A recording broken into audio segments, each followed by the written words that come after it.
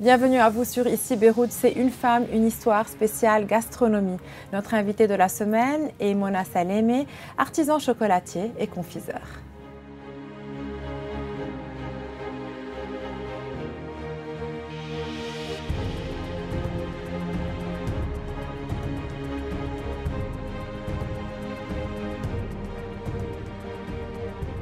Mona, merci d'être avec nous. Merci dans de nous cette émission recevoir. Spéciale gastronomie. Alors, après des études de gestion et de marketing, vous travaillez de nombreuses années dans le luxe à l'étranger, notamment pour Yves Saint Laurent. Et puis, en 2010, vous décidez de rentrer au Liban. Exactement. Que s'est-il passé? Que s'est-il passé depuis toute petite, c'était un jour mon rêve de reprendre l'affaire familiale de Hoda Maman, qui a commencé il y a plus de 40 ans dans le chocolat. En 2010, après avoir eu l'expérience que je voulais, après avoir un peu eu ras-le-bol de vivre à l'étranger, j'ai décidé de rentrer au Liban et de pousser l'affaire de Hoda et Chocolat et d'en faire une vraie histoire, parce que c'est une vraie histoire qui est très belle. Donc du coup, c'est en 2010 que nous avons créé la marque Hoda et Chocolat. Parce qu'avant cela, pendant 40 ans, Hoda travaillait le chocolat dans son laboratoire. Seulement, elle le distribuait aux chocolatiers, aux pâtissiers qui mettaient leur propre marque. Donc en 2010, nous avons décidé de légitimiser un peu cette histoire, de donner plus de sens à l'histoire. Nous avons créé la marque et nous avons essayé autant que possible de travailler durant ces 10 ans jusqu'aux ces 4 dernières années où tout était difficile. Donc les revendeurs qui prenaient 100 kilos commençaient à prendre 1 et 2 kilos. Je n'ai pas besoin de vous expliquer. La crise va forcément impacter ce secteur. A impacté surtout, parce que c'est considéré comme un secteur de luxe finalement. Ce n'est pas un produit de première nécessité. Et du coup, depuis 1 an, on avait décidé de tout fermer. Et je quittais à Paris, je laissais le Liban pour aller à Paris. Et c'est en me promenant à côté de ma maison que j'ai vu une boutique à louer. Je ne sais pas pourquoi, j'ai pris le téléphone, j'ai appelé. 3 jours plus tard, j'avais ouvert ma boutique. Alors que ça faisait 10 ans que je faisais des études de marché, des feasibility studies. J'avais même eu des prêts de la banque et on n'avait jamais osé prendre ce Alors que la situation était meilleure qu'il y a 1 an. Exactement. Je ne sais pas pourquoi. En 3 jours, j'ai signé le contrat. Ne me demandez pas comment. Et j'ai décidé que it's the last trial. Il faut essayer. Rien que pour Hoda, rien que pour nous donner une dernière chance à toute l'histoire. Et du coup, on a ouvert une boutique en plus d'1 mois, en moins d'1 mois. La boutique était ouverte et cela va faire bientôt 1 an qu'on a ouvert la boutique. Finalement, ce chocolat, c'est une histoire de femme, l'histoire de votre mère, mais aussi il y a deux femmes, vous me disiez hors antenne, qui travaillent avec vous. Oui. Alors, Hoda a commencé il y a plus de 40 ans avec la même équipe pendant 30 ans. Et c'est un challenge pour nous de toujours amener des femmes libanaises, des femmes au foyer pour travailler avec nous. Donc elle a travaillé avec 2 ou 3 des fois femmes libanaises et depuis 10 ans, on a Rita et Rania, aussi des femmes libanaises au foyer. Ça fait 10 ans qu'elles sont avec nous. Donc ça leur permet de travailler, d'avoir une rentrée d'argent tout en s'occupant de leur famille. Très primordial pour eux. C'est vrai que surtout durant la crise, je sais qu'il y a eu plein de NGOs qui ont aidé et tout, mais quand même les gens qui n'ont pas accès à l'information ou qui ne connaissent pas quelqu'un dans une NGO, ils n'ont pas eu accès. Donc vraiment, c'était pour moi un des challenges, et pour les filles, et pour Hoda, d'ouvrir cette boutique, parce que c'est plus que vital pour moi, pour elle, pour toutes les 3. Bien sûr, parce que travailler pendant 40 ans, donc vous avez grandi en voyant votre mère préparer ces chocolats. Exactement. Je suis née dans une maison de goût, de gastronomie, mon père est très scientifique et artistique en même temps, et ma mère est quelqu'un de très courageux et de très fonceuse, on va dire. C'est comme ça qu'est né Roda et Chocolat. Il a plus de 40 ans. On est né depuis qu'on est petite, on se réveille avec les odeurs de confiserie et de gâteaux à la maison. Et alors que papa, c'était quelqu'un qui créait les choses, qui créait les machines. La première tempéreuse de chocolat, c'est lui qui l'avait créée.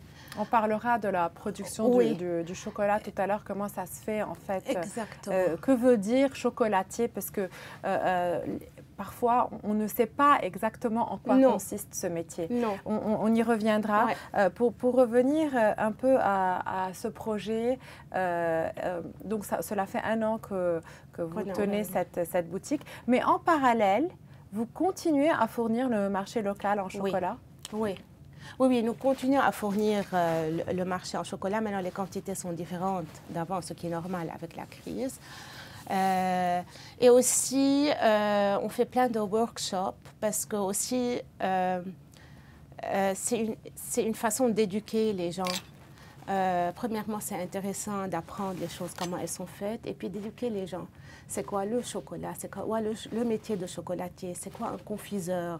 Comment on différencie un bon chocolat d'un mauvais chocolat, une bonne qualité d'une mauvaise qualité? Donc régulièrement, parce que pour les gens qui nous regardent, qui seraient intéressés par la fabrication du chocolat, qui aimeraient le faire pour leur utilisation personnelle, donc il y a des ateliers qui sont proposés. Et comment est-ce que c'est possible de le... Il faut juste contacter. Maintenant, on ne propose pas des ateliers. C'est les gens qui ont envie, qui font des groupes et qui prennent rendez-vous avec nous. Vous avez une page sur les réseaux sociaux? Oui, on est sur Instagram. Donc d'accord, donc sur la page Roda et Chocolat, on peut vous envoyer. Et de toute façon, lorsque vous avez des classes qui sont proposées avec un groupe qui peut s'agrandir, vous le proposez sur le site. Ça, c'est intéressant pour les personnes qui aimeraient, pour les personnes qui aiment le chocolat et le vrai chocolat. On voit derrière vous là votre maman sur les images avec Monsieur Lynx qui est le fondateur de la maison du chocolat à Paris.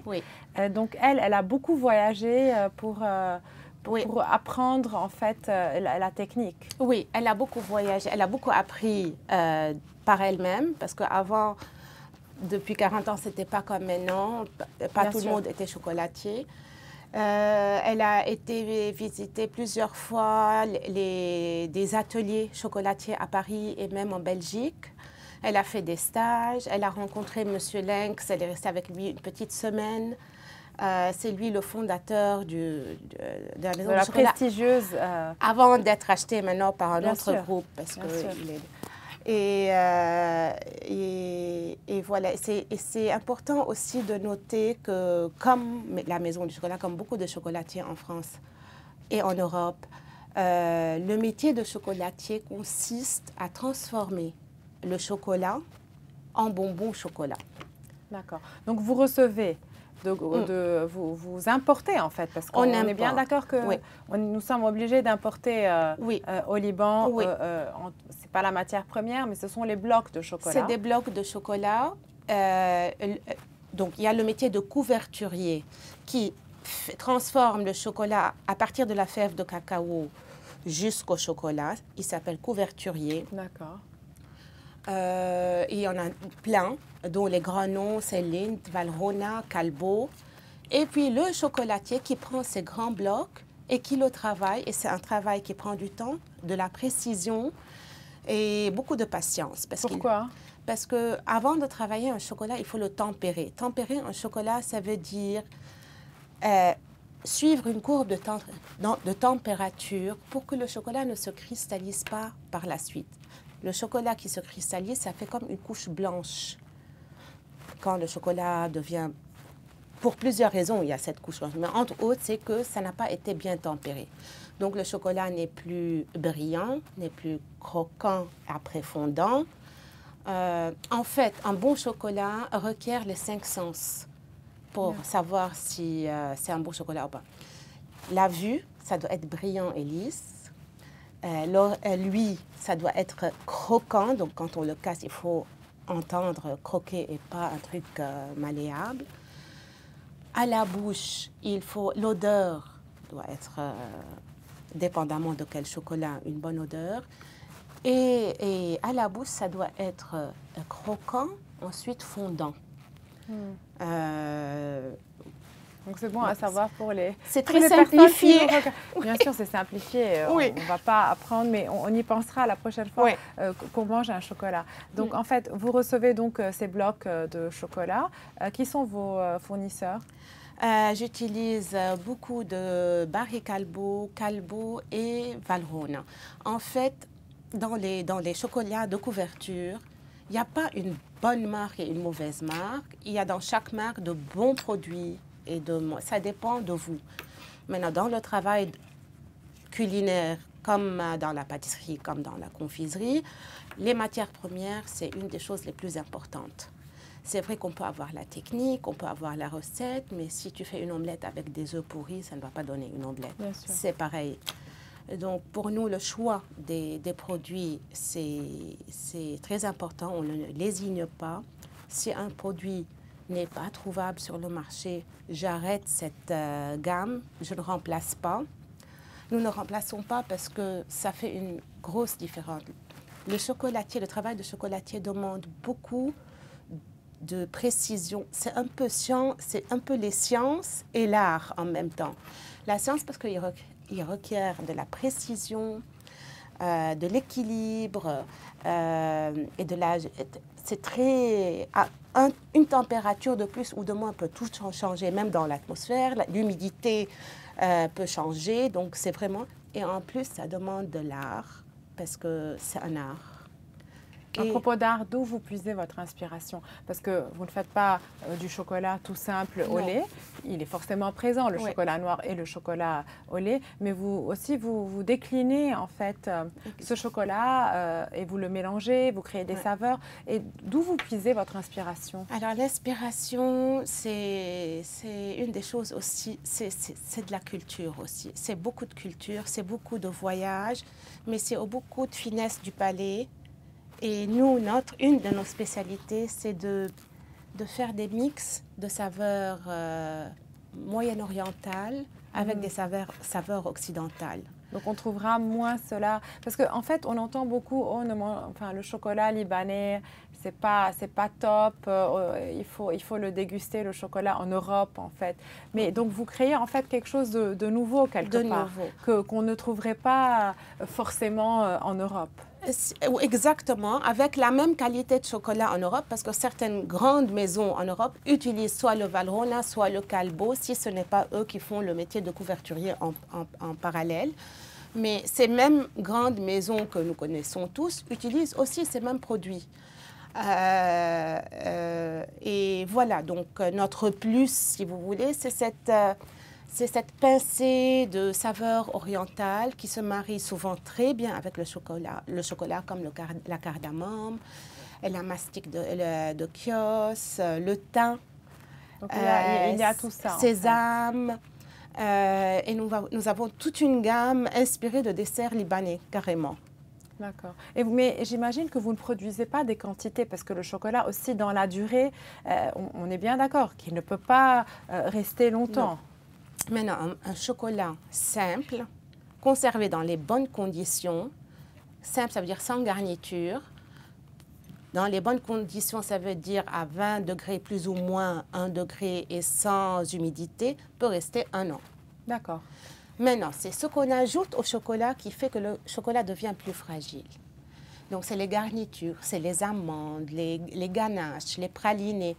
Tout ce qui est... C'est ce qui va se gâter plus vite que le chocolat. Est-ce qu'il y a une durée ou bien ça dépend de cette garniture que vous rajoutez? Ça dépend s'il y a de la crème fraîche, s'il n'y a pas de crème fraîche. Ça dépend aussi de la garniture. Mais en général, des produits de bonne qualité et dans de bonnes conditions peut rester dans les 2 mois. Donc ça, c'est aussi bon à savoir pour les personnes qui nous regardent. Donc un chocolat simple, donc au lait, chocolat noir, sans garniture en plus, peut aller jusqu'à 1 an dans les mêmes conditions. Et le chocolat qui a un peu le twist en plus, il faudrait aussi faire attention aux conditions. Est-ce que le chocolat se met au réfrigérateur? Parce qu'il ressort tout blanc. Exactement. En été, on se pose la question. Le chocolat, c'est une matière vivante. Il n'aime pas les changements de les changements atmosphériques brusques. Donc, rentrer un chocolat au frigo et le ressortir, donc il va descendre de 12 degrés, ressortir à 20 degrés, ça va faire un choc. L'humidité, c'est pas bon pour le chocolat. Même s'il fait 20 degrés, mais si le soleil tape, ce n'est pas bon non plus. Les odeurs, c'est pas bon. Mettre un chocolat à côté de quelque chose qui a une odeur même bonne, c'est contagieux, ça va prendre cette odeur. D'accord, ça c'est aussi bon à savoir. Mais alors en été, est-ce qu'il y a une solution ou bien non? En fait, il faut juste le consommer rapidement. Il faut consommer rapidement. Maintenant, on peut le mettre au frigo, mais s'il blanchit, Maintenant, s'il blanchit à cause de ça, ça ne va pas changer de goût au début. Mais ça ne va pas devenir agréable à manger parce que ça va blanchir un peu. Bien entendu. À part le chocolat, vous avez commencé à produire des cupidons qu'on voit ici à l'antenne, qui sont très bons. J'ai eu l'occasion de goûter un là tout à l'heure. Donc, vous pouvez nous en parler? Alors, c'est comme ça, justement, avec ce produit que Hoda a commencé depuis 40 ans, parce qu'à nos anniversaires, quand on était toute petite, elle a en fait retrouvé une recette de ma grand-mère. Vous savez, les grands-mères faisaient des recettes sans carnet de recettes. Donc, avec mon père, ils ont recréé cette recette. Parce qu'on trouve difficilement des cupidons faits au Liban aujourd'hui. Il n'y en a pas en quantité. En fait, le cupidon, ça n'existe qu'au Liban.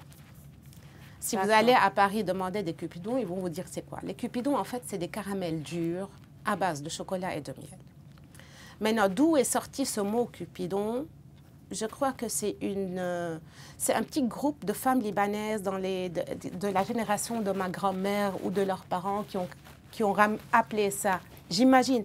Parce qu'à part 3 ou 4 femmes ici à Beyrouth, personne ne fait des cupidons. D'accord. Donc, maintenant, c'est du caramel dur au chocolat et au miel. Voilà, ça c'est le cupidon. Et donc, du coup, justement, pour nos anniversaires, papa et maman ont recréé, parce qu'ils avaient perdu la recette de ma grand-mère. Et c'est comme ça qu'elle a commencé, parce qu'à un des anniversaires, il y avait une amie, la mère d'une amie qui avait une pâtisserie, qui leur a demandé de lui faire ça et de les vendre. Et ça a marché? Et ça a marché, c'est comme ça que Hoda a commencé. D'accord, donc elle a commencé en fait avec les cupidons et elle a développé vers les chocolats. Exactement. Ensuite, on lui a demandé, c'est quelqu'un de très renommé qui voulait ouvrir une autre branche mais qui n'avait pas le temps et qui connaissait les cupidons de maman et les fondants qui sont des pâtes d'amandes couvertes de fondant cristallisé. Donc, il a demandé, il n'y a que toi, il lui a dit, il n'y a que toi qui puisse aussi me faire du chocolat parce que moi, je n'arrive pas à donner aux autres. C'est comme ça que l'aventure a commencé. Une question que je pose à toutes mes invitées dans ce spécial gastronomie. Chez vous, c'est la première fois qu'on a une chocolatière, ou plutôt un artisan chocolatier, mais on essaie de féminiser lorsqu'on peut. Alors, quel est votre chocolat préféré chez vous? Ça, c'est la question, c'est une question piège parce que ça dépend du moment, en fait. D'accord. Ça dépend du moment. En septembre. Maintenant, nous avons... En automne. En automne, maintenant, c'est plutôt les chocolats chauds. Et ce que nous avons créé d'équivalent aux cuillères de chocolat chaud qui existent partout en Europe, nous avons créé le sahlab chaud. Donc, c'est le même concept des cuillères de chocolat que vous mélangez dans du lait chaud, mais vous allez obtenir du sahlab, qui est une boisson libanaise avec de la mastic et de la cannelle. Merci beaucoup, Mona. On a eu l'eau à la bouche aujourd'hui dans l'émission. On vous souhaite bonne chance à vous, à votre maman. C'est un parcours très inspirant et je crois que c'est très agréable de fabriquer du chocolat. Alors, merci. Merci et à à très vous. bientôt. Merci à vous, Lynn. À bientôt. Amateurs de chocolat, ne ratez pas cette émission. C'était Mona Salémé, artisan chocolatier et confiseur. Et je vous retrouve la semaine prochaine avec une nouvelle invitée. Dans l'attente, suivez-nous sur notre site web et nos réseaux sociaux.